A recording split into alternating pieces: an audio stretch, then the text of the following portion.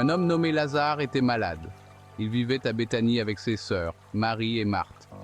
C'est cette Marie qui, plus tard, versa un parfum précieux sur mes pieds et les essuya avec ses cheveux. Son frère, Lazare, était malade.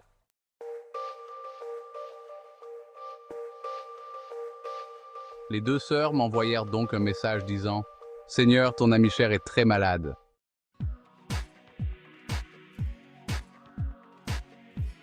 Finalement, j'ai dit à mes disciples « Retournons en Judée, Rabbi. Il y a seulement quelques jours, les gens en Judée essayaient de te lapider. Y retournes-tu vraiment ?»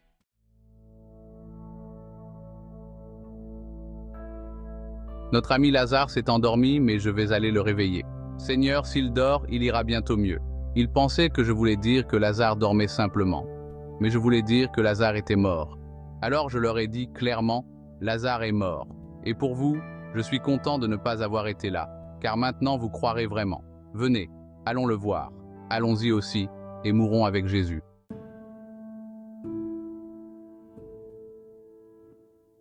Quand je suis arrivé à Béthanie, on m'a dit que Lazare était déjà dans sa tombe depuis 4 jours. Béthanie n'était qu'à quelques kilomètres de Jérusalem et beaucoup de gens étaient venus consoler Marthe et Marie dans leur deuil.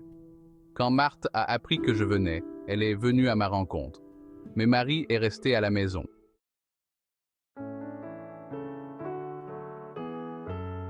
Seigneur, si tu avais été là, mon frère ne serait pas mort. Mais même maintenant, je sais que Dieu te donnera tout ce que tu lui demanderas. Ton frère ressuscitera. Oui, il ressuscitera lors de la résurrection des morts, au dernier jour. Je suis la résurrection et la vie. Celui qui croit en moi vivra, même après sa mort. Celui qui vit en moi et croit en moi ne mourra jamais. Crois-tu cela, Marthe? Oui, Seigneur. J'ai toujours cru que tu es le Messie, le Fils de Dieu, celui qui est venu dans le monde de la part de Dieu.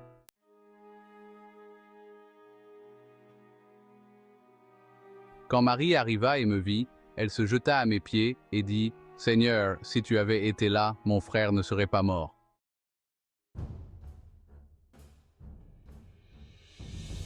Seigneur, il est mort depuis 4 jours. L'odeur doit être horrible. Ne t'ai-je pas dit que tu verrais la gloire de Dieu si tu crois? Ils ont donc roulé la pierre. Puis j'ai levé les yeux au ciel et j'ai dit Père, je te remercie de m'avoir écouté.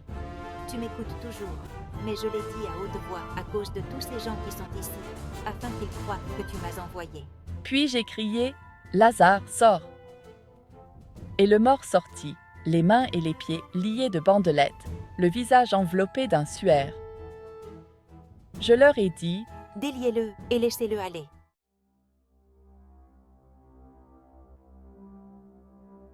Que devons-nous faire? Cet homme accomplit certainement beaucoup de signes miraculeux. Si nous le laissons faire, bientôt tout le monde croira en lui.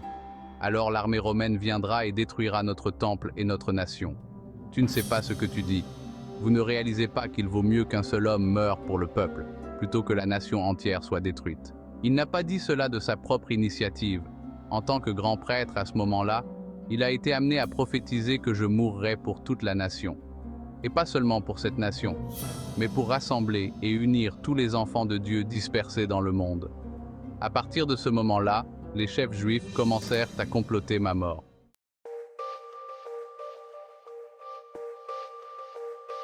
En conséquence, j'ai cessé mon ministère public parmi le peuple et j'ai quitté Jérusalem. Je suis allé dans un endroit près du désert, au village d'Éphraïm, et j'y suis resté avec mes disciples.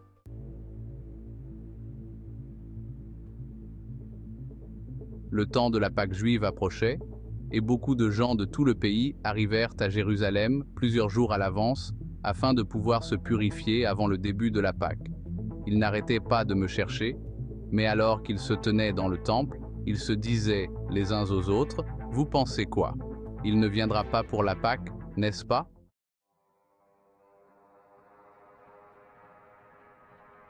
Pendant ce temps, les principaux prêtres et les pharisiens avaient publiquement ordonné que toute personne me voyant devait le signaler immédiatement afin qu'ils puissent m'arrêter.